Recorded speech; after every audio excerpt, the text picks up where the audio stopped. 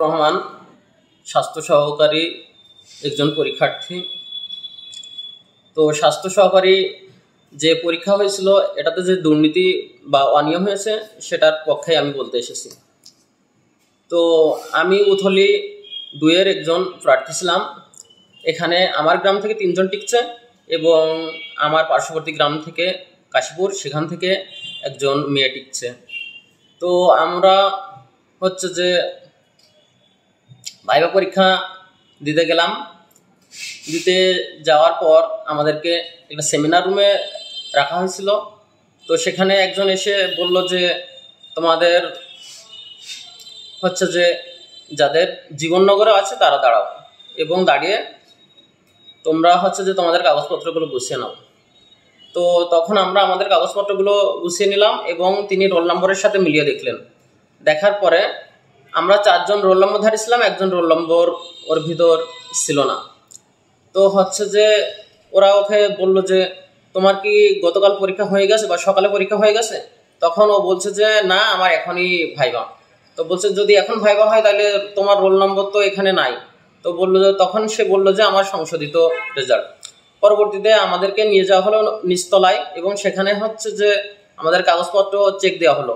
Check দেওয়ার ওখানে এক এক করে চেক দিল আমাদের। যাই হোক, রুমের হচ্ছে যে প্রথমেই দরজার পাশে আমাদের জীবননগরের যে হচ্ছে যে কাগজপত্র চেক ওটা ছিল এবং পার্শ্ববর্তী সবগুলো উপজেলার জন্য আলাদা আলাদা টেবিল ছিল। তো যাই হোক, আমাদের কাগজপত্র চেক দেওয়ার পরে তখন ওই মেয়েটাকে নাম ধরেই বলা হলো। তো পরবর্তীতে নাম শুনেই ওখান থেকে বলা হচ্ছে যে ও তুমি সেই মেয়ে, তোমার জন্য তো আমাদের হচ্ছে যে ফোনই গরম হয়ে গেছে। তো যাই হোক, সেখান থেকে আমাদেরকে আবার কাগজপত্র চেক দেওয়ার পরে উপরতলায় নিয়ে আসা হলো আমাদের ভাইভা পরীক্ষার জন্য। তো ভাইভা পরীক্ষার লাঞ্চ টাইমের পর হচ্ছে আমাদের 25 জনের ভাইভা ছিল। তো ভাইবার ওখানে হচ্ছে যে আমরা যখন আসলাম তখন হচ্ছে যে ওই মেয়েটার যেহেতু সিরিয়ালে নাম্বার ছিল না 205 জনের লিস্টে, তো তখন ওকে বললো 2 জন ছিল, একটা ছেলে একটা মেয়ে। ছেলেটা সম্ভবত আগের দিন ভাইভা মিস করছে তার জন্য এসেছে, আর মেয়েটা তো 205 জনের শর্ট লিস্টে তো নামই নাই। তারপরে ওকে বলা হলো যে তুমি ওই রুমে যে বসো, তোমার ভাইভাটা পরে নেওয়া হবে। তো যার রোল নাম্বারটাই নাই তার কিভাবে হচ্ছে যে ভাইভা নেওয়া হয়? আর এটা এবার এটা এসছে হচ্ছে যে রোল নম্বর না থাকার কারণেও সে এসছে এবং আমি মনে করি যে এটা একটা বিতর্কিত রেজাল্ট। আর তারপরও আমাদের হচ্ছে যে যে রিটেন পরীক্ষার রেজাল্ট প্রকাশের পরপরই আমরা শুনতে পেয়েছি যে কাশীপুরের হচ্ছে যে একটা মেয়ের অলরেডি চাকরি হয়ে গেছে। তো যখন ভাইভা পরীক্ষায় অনুষ্ঠিত হয়নি তখন হচ্ছে যে তার কিভাবে চাকরি কনফার্ম হয়ে যায়।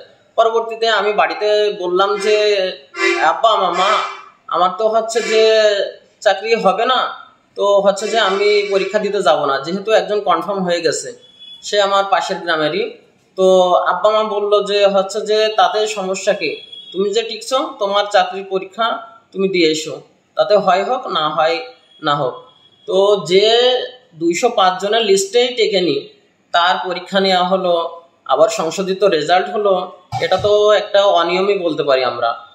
আমার বক্তব্য হচ্ছে যে যার রোল নাম্বারটাই নেই তার হচ্ছে যে সবশেষে ভাইভা নেওয়া হলো এবং যখন হচ্ছে যে ভাইভা রেজাল্ট হলো তখন হচ্ছে যে তার রোলটাই আসছে এবং তারই হচ্ছে যে চাকরি হয়েছে, যেটা আমরা হচ্ছে যে আগের থেকেই শুনতে পেয়েছি এবং আগের থেকেই সে কনফার্ম হয়ে গিয়েছে বলে জানিয়েছে। তো এটা কি একটা দুর্নীতির যেতে পড়ে না? যেটা হচ্ছে যে যেটার আমরা হচ্ছে যে সুষ্ঠু তদন্ত চাচ্ছি এবং চুয়াডাঙ্গা সিভিল সার্জনের কাছে বিনীতভাবে আকুল আবেদন জানাচ্ছি যেন বিষয়টা তিনি সুষ্ঠুভাবে পর্যালোচনা করেন এবং আমাদেরকে পুনরায় হচ্ছে যে পরীক্ষার সুযোগ দেন বা হচ্ছে যে সেটা হচ্ছে যে মানে বাদ দেন এমন কিছু।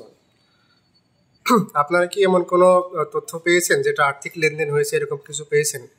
আর্থিক লেনদেন না হলে তো এটা হওয়া সম্ভব নয়। আর সে কি করে হচ্ছে যে ডিক্লেয়ার দেয় যে হচ্ছে যে তার চাকরি অলরেডি কনফার্ম যখন হচ্ছে যে ভাইভা পরীক্ষায় অনুষ্ঠিত হয়নি?